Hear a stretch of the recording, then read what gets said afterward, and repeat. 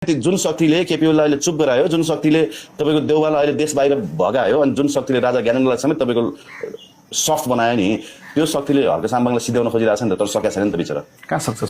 जसरी एमालेमा बादलले विरोध गरे पनि त्यहाँ के गरेको भनेपछि हतपत होइन हामी सेनाको र कसको के अरे निजामती कर्मचारीको हाम्रो यस्तो होइन, नेगेटिभ होइन भनेर केन्द्रीय कमिटीबाट पास गरेर हो। तपाईँ कुरा बुझ्नुहुन्न अनि तपाईँ अनि अलि अब फल्लाले यस्तो ड्रेस लगाएको कुरा लग लग लग लग खुट्टा कमानी एमालेमा। त्यही त एमाले पनि कमायो, राजाले पनि कमायो, कसले कमाएको छैन? सबैले खुट्टा कमाएको छ। अहिले गगनले कमाएको छैन, गएर हेर्नुहोस् त त्यहाँनिर प्रतिपक्ष भएर बस्देको त्यहाँनिर बसेर। त्यही एउटा हर्क साम्बाङ रहेछन् क्या, खुट्टा नकमाउने। अहिले नि तपाईँको कोही कसैसँग नडराउने, अलिक मान्छेले सबैभन्दा बढी टोकेका, सबैभन्दा बढी ठोकेका त्यही हर्क साम्बाङलाई छन् होइन। त्यो पनि विचलित भएको छैन, कसैसँग पनि उनीहरू झुकेका छैनन् होइन, कसैसँग पनि उनीहरू डराएका छैनन्। तर उनले गरेको कामलाई त ठिकलाई त ठिक भनिदिनु पर्यो नि त।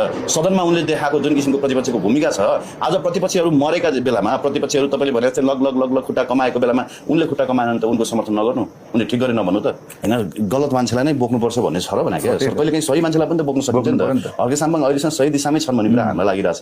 अब उनीहरूलाई गलत छ, अब किनभने त्यो जुन शक्तिले ओली प्रचण्ड देउवालाई सिद्ध्यायो नि होइन, जुन शक्तिले राजालाई समेत सिद्ध्यायो नि, त्यो शक्तिले चाहिँ तपाईँको अहिले भाष्य के निर्माण गर्दैछन् भने हर्क साम्बाङ भनेको बुद्धि नभएको मान्छे, खोपडी रित्तेको मान्छे भन्ने त्यो बनाउन खोजिरहेछन्। तर उनी टिकिरहेछन्, उनलाई जतिले गाली गरिरहेछन् नि। हर्क साम्बाङले जुन मञ्चमा गएर बोलेको छ नि संसदमा, त्यसको विश्लेषण गर्नुहोस् त। त्यति बोल्ने कोही त्यहाँ छ मान्छे? कहिले चेन खुल्या भनेर देखाएको छ, कहिले क्युआर ग्याङ भनेर भनेको छ, खरानी ग्याङ भनेको छ, के भनेको छ होइन। तर उनमा त्यो छ नि तपाईँको के भने त्यो नैतिकता